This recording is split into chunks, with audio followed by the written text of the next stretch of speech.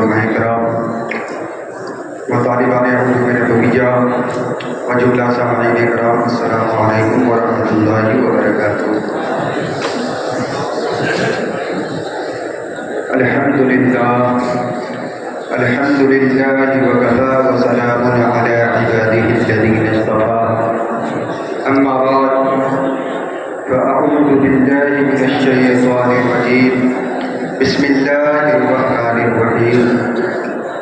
ومن يرتد منكم عن دينه فيمت وهو كافر فأولئك حبطت أعمالهم في الدنيا والآخرة وأولئك أصحاب النار هم فيها خالدون۔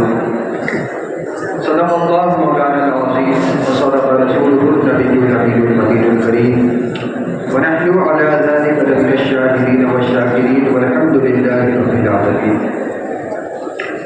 حضرات، آئیے ہم اور آپ سب سے پہلے آقا نامدار مدینے کے تاجدار دونوں عالم کے مالک و مختار جناب محمد مجتبیٰ صلی اللہ تعالیٰ علیہ وسلم کی بارگاہ بقدس میں درود و سلام کا ہدیہ نچھاور کرے اور پڑھے بآواز بلند، اللہم صلی علی سیدنا شفیعنا مولانا محمد بارک وسلم، صلاۃ و سلام علیک یا رسول اللہ صلی اللہ تعالیٰ علیہ وسلم۔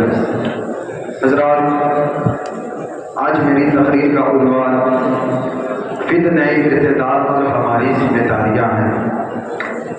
یہ ایک نہایت اہم، نازک اور عصر حاضر کا جیتا جاگتا مسئلہ ہے، جس کی طرف توجہ دینا یقیناً ہم سب پر واجب ہو چکا ہے۔ حضرات، ارتداد کا لغوی معنی ہے پھر جانا، واپس ہو جانا، پلٹ جانا وغیرہ، اور اصطلاح شرع میں کسی مسلمان کا دین اسلام سے پھر کر کفر یا کسی اور مذہب کو اختیار کر لینا ارتداد کہلاتا ہے۔ رب تبارک و تعالیٰ ارتداد کے متعلق ارشاد فرماتا ہے، وَمَن يَرْتَدِدْ مِنْكُمْ عَنْ دِينِهِ فَيَمُتْ وَهُوَ كَافِرٌ فَأُولَٰئِكَ حَبِطَتْ أَعْمَالُهُمْ فِي الدُّنْيَا وَالْآخِرَةِ، یعنی تم میں جو کوئی اپنے دین سے پھر کافر ہو کر مرے تو اس کے سارے اعمال ضائع ہو گئے، دنیا میں اور آخرت میں۔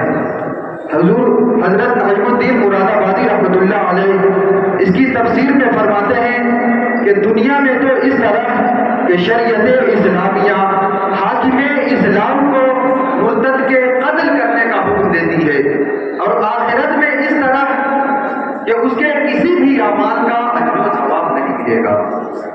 حضرات، آئے دن الیکٹرانک اور پرنٹ میڈیا کے ذریعے، سوشل میڈیا کے ذریعے ہمیں یہ خبریں موصول ہو رہی ہیں کہ مسلم دوشیزائیں اسلامی تعلیمات اور اسلامی مذہب کو چھوڑ کر کفر و الحاد کے راستے پر چل پڑی ہے۔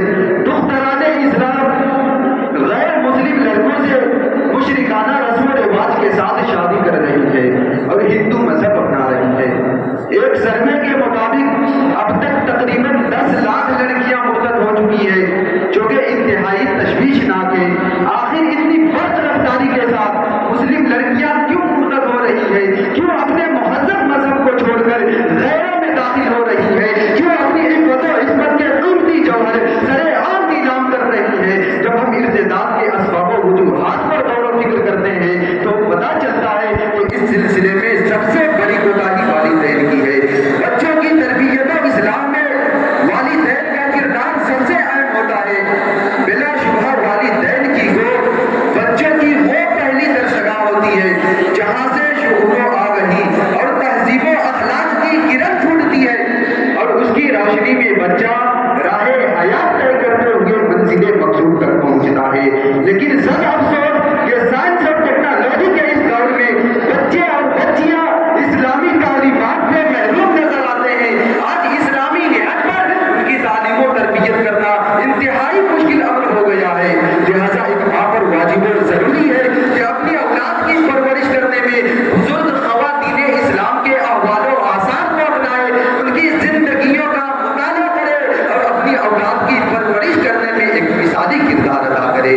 حضرات محترم، عام طور پر بچے اور بچیاں جب 4-5 سال کے ہو جاتے ہیں تو ہم انہیں انگریزی اور عصری علوم سے مزین کرنے کے لیے اسکولوں میں داخل کروا دیتے ہیں، جہاں عمدہ تعلیم کے نام پر عیسائیت اور ہندویت کو فروغ دے رہے ہیں۔ بعض جگہ پر یہ بھی دیکھا گیا ہے کہ وہاں پڑھائی جانے والی کتابیں اسلام کے خلاف ہے اور باطل افکار و خیالات پر مشتمل ہے۔ تو اب ایسی صورت میں مسلم لڑکیاں کیسے دینی تعلیم سے آراستہ ہوں گی، کیسے سیرت فاطمہ کو پڑھ پائیں گی، کیسے سب و سلام کی پابند ہوں گی؟ ظاہر سی بات ہے جب مسلم لڑکیوں کے اندر دینی تعلیم کا فقدان ہوگا، اصلی تعلیم کی رغبت ہوگی، پھر تو آسانی کسی کے بھی جھانسے میں آ کر ارتداد کا شکار ہو جائے گی۔ عزیزان ملت اسلامیہ، جب ہم ارتداد کے اسباب و وجوہات پر غور و فکر کرتے ہیں تو ہمیں پتہ چلتا ہے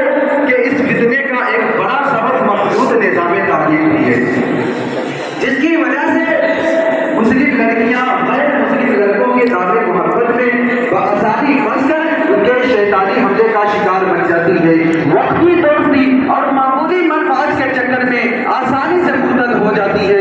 اسی وجہ سے اسلامی تعلیمات میں مخلوطی تعلیم کے لیے کوئی جگہ نہیں، اس کی وجہ سے اسلامی تعلیمات میں مخلوطی تعلیم کے لیے کوئی جگہ نہیں۔ لیکن یاد رکھیں، دین اسلام تعلیم نسواں کا مخالف نہیں، بلکہ مذہب اسلام عورتوں کو اجنبی مردوں کے ساتھ اختلاط کو منع کرتا ہے، حصول تعلیم کے صرف ان طریقوں سے روکتا ہے جس کے ذریعے نسوانیت کا تقدس یا ان کی عزت و عصمت کے داغدار ہونے کا خدشہ ہو۔ کیونکہ اکثر دیکھا گیا ہے کہ لڑکیاں گھر سے یہ کہہ کر نکلتی ہیں کہ پڑھنے جا رہی ہوں، لیکن پڑھنے جانے کے بجائے اپنے بوائے فرینڈ کے ساتھ ہوٹلوں، پارکوں اور نائٹ کلبوں میں چلی جاتی ہے اور وہاں رنگریلیاں مناتی ہے۔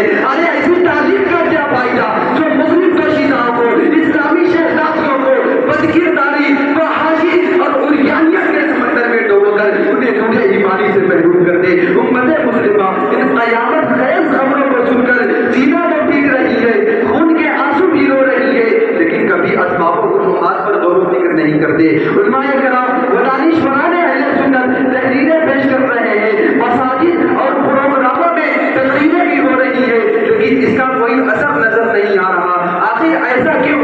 جب تحریریں بھی کوئی پیش ہو رہی ہے، تقریریں بھی کی جا رہی ہے، پھر اس کا کوئی اثر کیوں نہیں نظر آ رہا؟ آخر ایسا کیوں ہے؟ تو آئیے میں آپ کو بتاؤں، ایسا اس لیے ہے کہ کوئی ایسی منظم تحریک نہیں جو اس رخ پر باضابطہ کام کر سکے۔ ماضی میں جب شدتی تحریک چلی تھی تو تحریک رسائل مصطفیٰ بریلوی شریف حرکت میں آئی تھی، حضور مفتی اعظم ہند بریلوی، حضور قطب الدین بلوچاری، حضور فرحان ملت جبل پوری، حضور ناظم الدین مرادآبادی اور دیگر بزرگان دین سامنے آئے تھے۔ ان بزرگوں نے صرف تقریریں یا تحریریں ہی پیش نہیں کی تھی، بلکہ باضابطہ میدان میں اترے تھے، اپنی طور پر میدان میں اتر کر شدتی تحریک سے متعدد علاقوں میں مہینوں رہ کر خدمات انجام دی تھی، جس کے نتیجے میں لوگوں نے اس فتنے سے نجات پایا۔ اب پھر سے کرتے تھے کہ اس فتنے کی سرکوبی کے لیے علماء کرام و دانشوران اہل سنت کمر بستہ ہو جائے، اور جس طرح 20ویں صدی کے نصف میں شہزادہ اعلیٰ حضرت حضور مفتی اعظم ہند اور دیگر علماء و مشائخ نے شدید تحریک سے لوگوں کو نجات دلایا، آج ہمیں بھی اپنے اکابر و اسلاف کے طریقے کار اور ان کے نقوش راہ پر چلتے ہوئے ایک ایسی منظم تحریک ایجاد کرنے کی ضرورت ہے جس کے ذریعے لوگوں کو اس فتنے سے نجات دلا سکے اور ہم اپنی مسلم بہن بیٹیوں کو ارتداد کا شکار ہو دیں۔ عزیزان ملت اسلامیہ، یہ سب کھیل اور تماشا اسلام کو پے در پے نقصان پہنچانے اور اس کی جڑ کو کمزور کرنے کے لیے رچا گیا ہے، جس کے لیے انہوں نے بنت حوا کو اس کا نشانہ بنایا تاکہ وہ اس کے ذریعے اسلام کو دنیا بھر میں بدنام کر کے اس کی شفیع کو داغدار کر سکے۔ ایسے فتنوں اور سازشوں کے دور میں ہماری ذمہ داریاں بھی مزید بڑھ جاتی ہیں کہ ہم دفاع اسلام و تحفظ اسلام کے لیے باہم شیر و شکر اٹھ کھڑے ہوں اور اپنی بہن بیٹیوں کو ان منصوبہ بندی اور گھناؤنی سازشوں کا شکار ہونے سے بچائے، کیونکہ بہن بیٹیاں گھروں کی زینت، خاندان کی عزت اور والدین کی آنکھوں کی ٹھنڈک ہوتی ہے۔ جب وہ ارتداد کا شکار بن جاتی ہے تو یہ ساری چیزیں ختم ہو جاتی ہے۔